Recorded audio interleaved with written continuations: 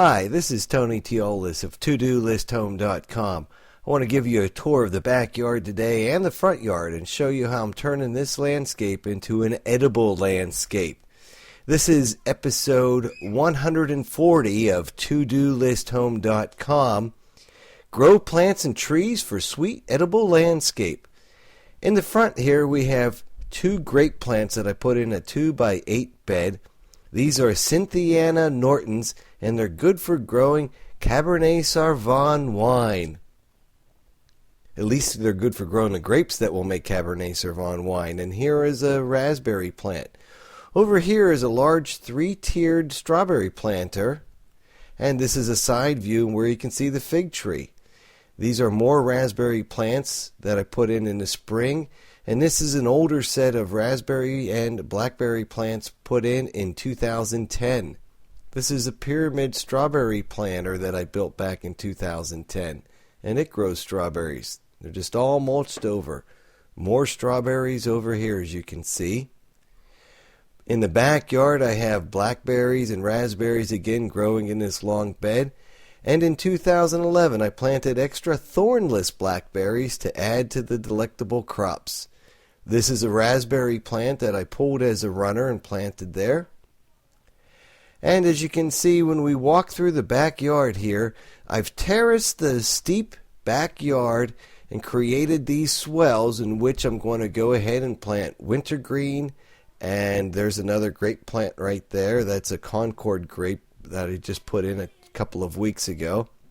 I'll also be planting cranberry, salal, lavender. And this is a larger view of what the backyard looks like now.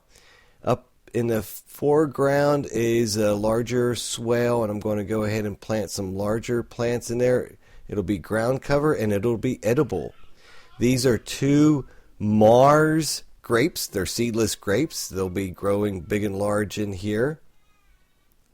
And as you can see, even though it's December, I got these from ediblelandscape.com, located in Virginia near the Shenandoah Mountains. These are some blueberry plants that I put in the spring of 2011 with my children, and that's an asparagus bed next to, or to the left. To the right is the new arbor that I built for the kiwi plants. But here are some more blueberry plants. It's winter. This is a peach tree I just went ahead and put in. With the proper pruning, I'll be able to grow this tree right here amidst all this other fruit. You see the asparagus bed, and here is an elderberry plant. Behind it all is this beautiful arbor I built a couple weeks ago for these two female kiwi plants. These are Dumbarton oaks, and this structure was built to support the possible 300 pounds of kiwi that they will produce. There is a male kiwi plant located next to the gazebo where the beehives are kept. As I continue traversing here through the backyard, there is another Mars grape plant growing here. Or is that a Concord, it looks like, actually. And then the Mars is in the background there. You can tell I got some hugel beds here, a new one to the left. This is an older one I built in 2011, and I've decided to turn it into raising permanent plants only. We've got rosemary and lemongrass and lemon balm growing in here. To continue to make the backyard sweet, of course it wouldn't be complete without the two beehives with busy bees, even in the midst of December here. It's a warm day today. December, I believe this is December 8th, 2012, and the bees are out searching for more nectar and pollen, maybe just doing some cleansing flights. Back here is the edge of the forest, so to speak, the edge of the food forest here. We have elderberry plants on the outside and more blueberry plants on the inside. Kind of shaped like a U-shaped garden, and I got the idea from Gaia's Garden. We have a larger, older hugel bed in the background, and in the far background is a hugel bed I built not too long ago.